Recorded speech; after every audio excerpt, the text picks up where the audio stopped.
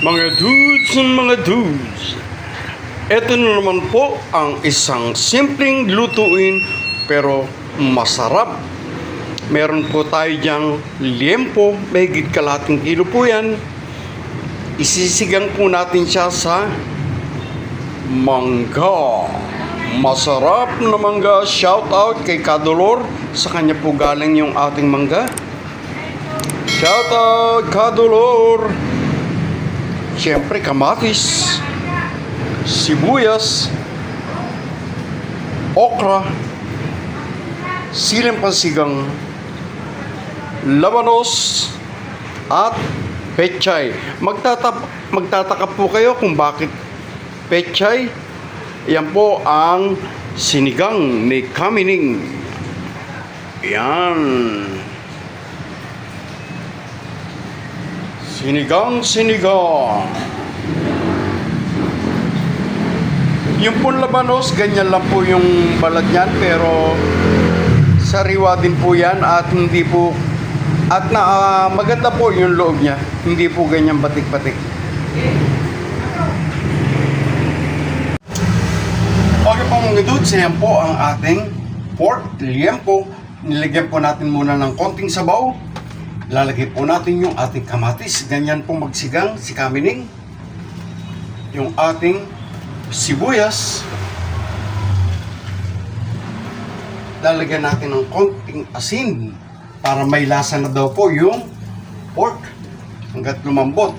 At ilalagay na natin yung ating mangga. Yan, manggang hilaw. Yan. At bubuksan na po natin yung ating kalan. Ganyan po. At hintayin po muna natin siya na makuluan ng todo. Ibubukod po natin yung mangga mamaya. At palalambutin ang ating pork liempo. Okay? Dagdagan po natin ng konti pang tubig.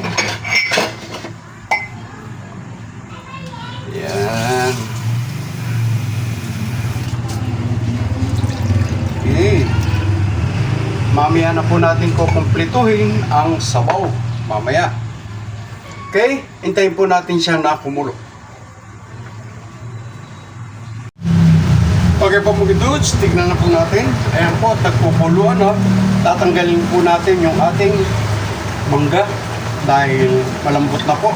Tignan nyo naman po at napakaputi po ng ating sabaw ng sinigang dahil sa ating mangga. Ayan. Ipisahin lang po natin yung mangga para lumabas yung kanyang asin. At mamaya na po natin siya ibabalik. Kahit po wala ng gabi ay malapot dahil po sa mangga. At saka po namin pipisain yung ating mga kamatis. Yan.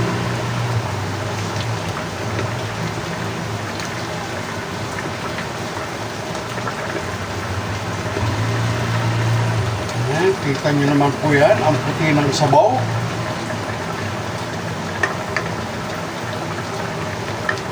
Mamaya na po natin tanggalin yung buto. Yan.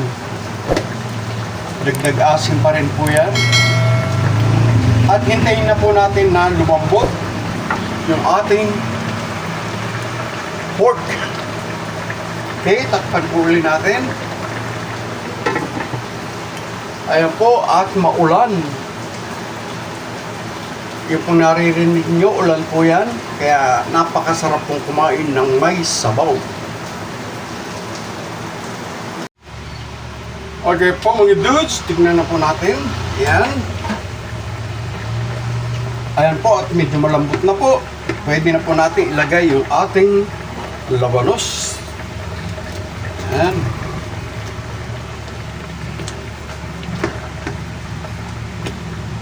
Kumpletuhin na po natin yung sabaw at ilalagay na rin po natin yung ating pinisa na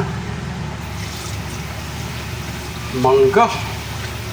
Again, mega love shout out kay Kadolor. Sa kanya po galing, sa kanilang taniman, ang ating mangga. Tignan nyo naman po yan. Napakaputi ng ating sabaw ng sinigang. At kahit walang gabi, ay malapot dahil po sa mangga. Okay, kumpleto na po natin ang sabaw. Yan. Ilalagay na rin po natin yung ating siling pansigang. Okay, at hintayin po natin siya na lumambot na ng todo at kumpletuhin na po natin yung ating gulay. Okay, takpan po muna natin.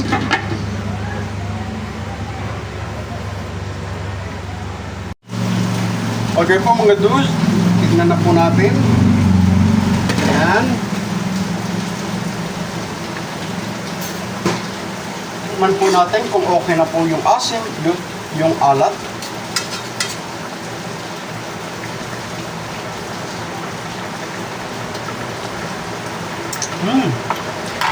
Okay na po yung asim, pero dagdagan po natin ng konting patis. Patis naman po ang ilalagay ko ngayon. Kanina po yung asin. Ayan. At kumpletuhin na po natin. Ilalagay na po natin yung ating okra.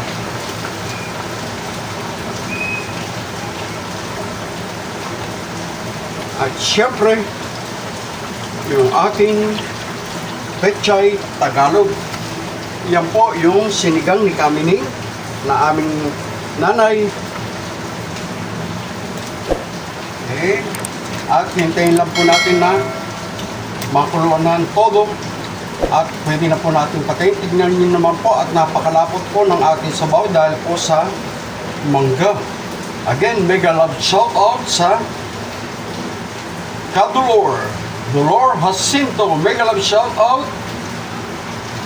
Salamat po sa mangga.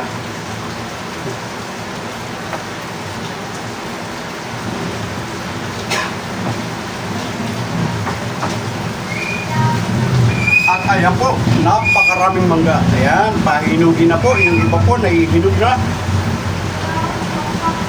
Ayan, mangga ni Kadolor.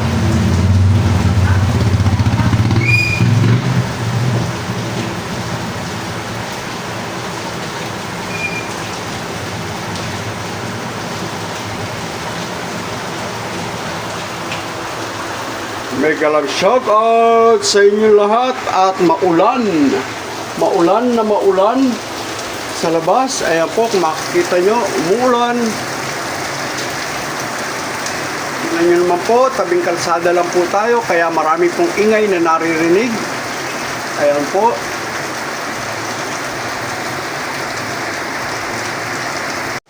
Mga dudes, ito na po ang ating sinigang ni Kamining. Tamang-tama sa maulan na panahon. Ayan. Sinigang na liempo.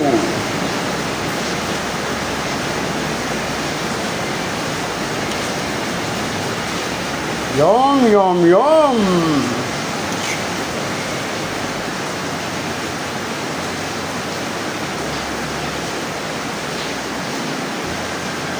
So yummy!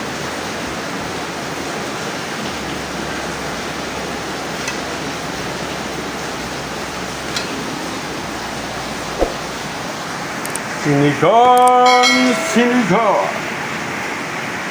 Yum, yum, yum!